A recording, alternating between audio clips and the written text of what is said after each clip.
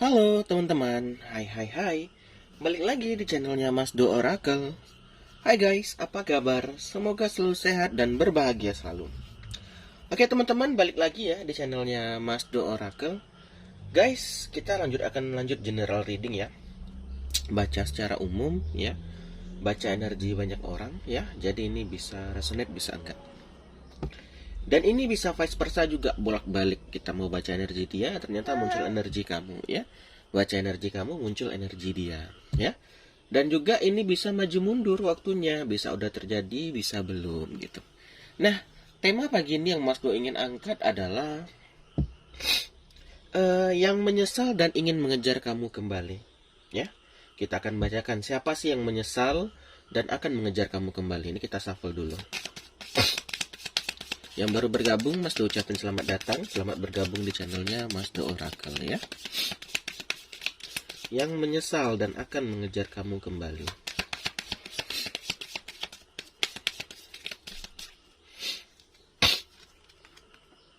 Nih, di sini ada gambaran aku kehilangan diriku untuk beberapa waktu.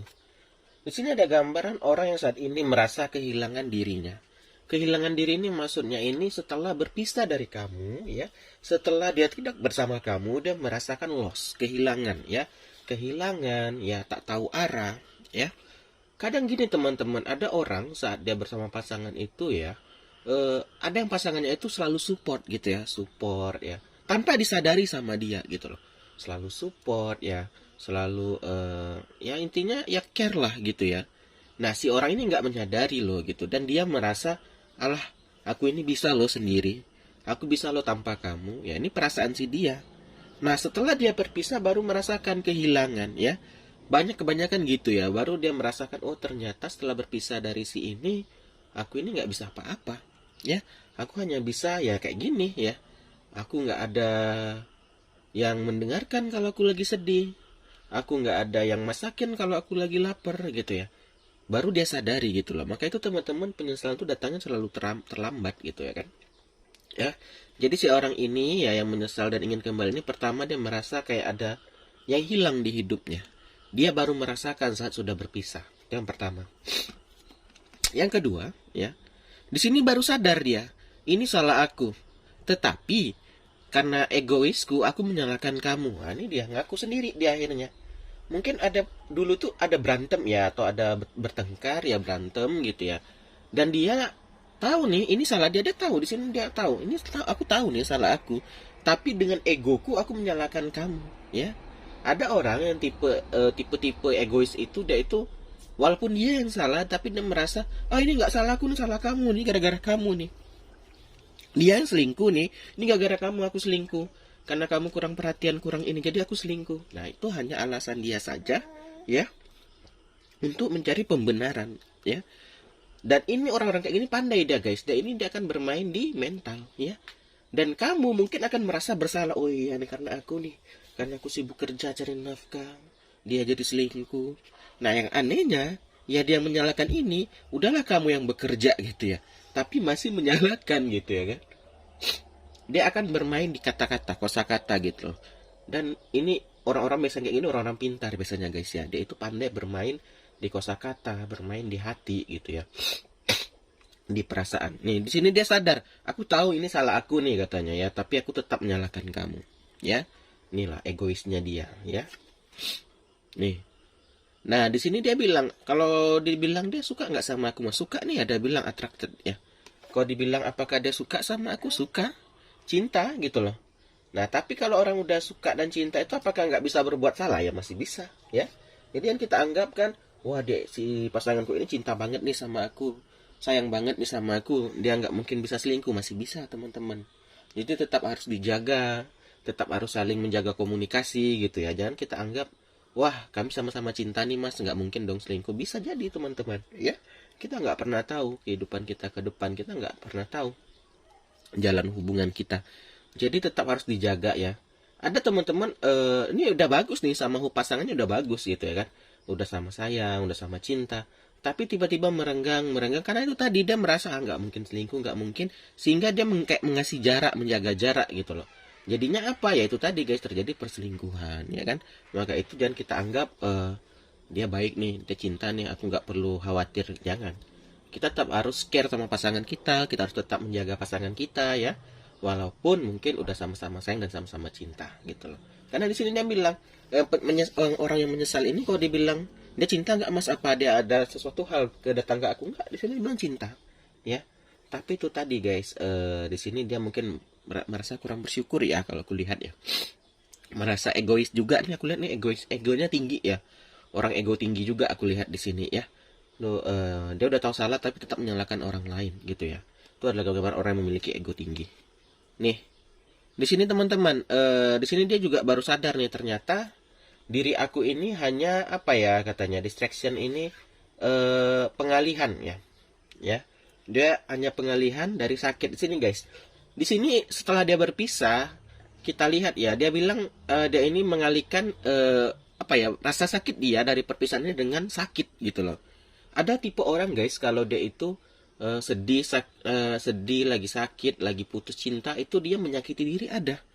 Makanya ada orang kayak menggores-gores tangan ya, kayak dia itu tadi menyakiti diri. Nah, ini si orang ini karena ini tadi guys, si ego tinggi ini ya, dia ini untuk mengalihkan perhatiannya dengan rasa sakit ya. Nah, itu mungkin dia ada yang mengobat ya, ada yang suka yang balap-balapan terus jatuh gitu ya kan. Ada yang kayak gitu guys, untuk mencari adrenalin tinggi ya, kayak manjat-manjat tebing gitu. Itu bukan berarti saya bilang manjat tebing itu orang yang putus cinta, enggak, tapi ada beberapa orang untuk mengalihkan rasa sakitnya dengan adrenalin yang tinggi. Nah, ini dia salah satunya si pasangan kamu yang sudah berpisah ini ya. Aku mengalihkan perhatian aku ke kamu itu dengan cara rasa sakit ya, dengan cara ya itu tadi, mungkin dia kayak menggores tangannya ya, menyiksa dirinya gitu loh ya.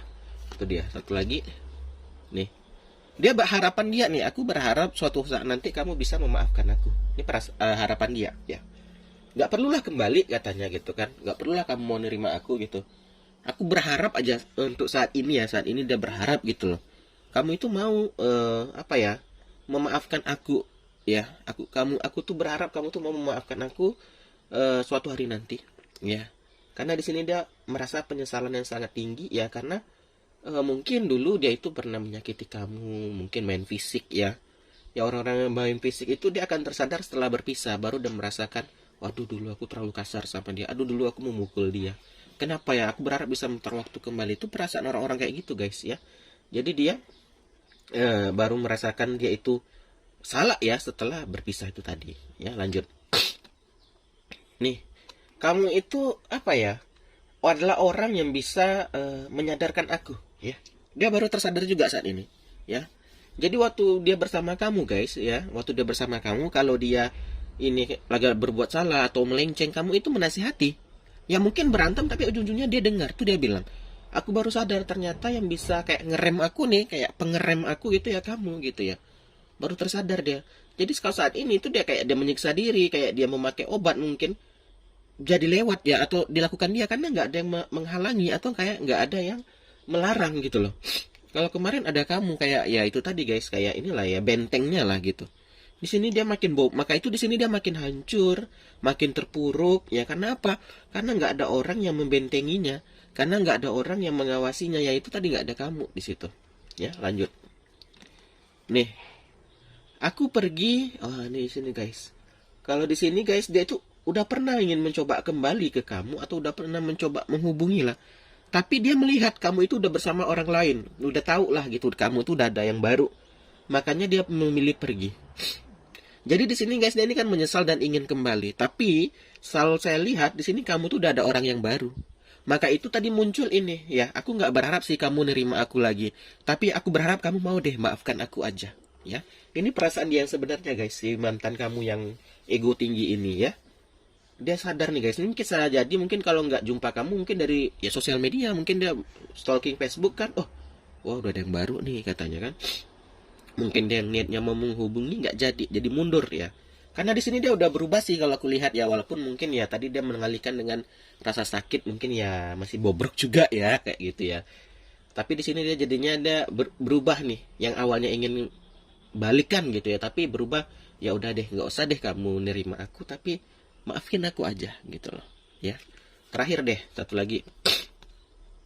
Nih, dan saat ini aku udah nggak terlalu bereaksi banget lah gitu kalau ada orang yang mention kamu atau bilang ke kamu yang menceritakan kamu. Awal-awal itu aku itu kayak merasa emosi. Kalau ada yang bilang, wah si dia ini udah dapat yang baru, aku jadi merasa kayak marah. Kalau ada yang jelekin kamu, aku merasa marah. Kenapa dia belum move on? Tapi sekarang dia udah mulai bisa, ya mulai walaupun belum sepenuhnya, tapi dia mencoba. Dan di sini hanya satu yang ingin dia ingin sampaikan, yaitu ya, aku berharap kamu mau memaafkan aku. Itu aja sih. Oke, itu aja ya teman-teman. Anak Mas Do udah nangis. Kita akhiri aja akhir kata. Salam dari Mas Do. Dadah guys. Dah.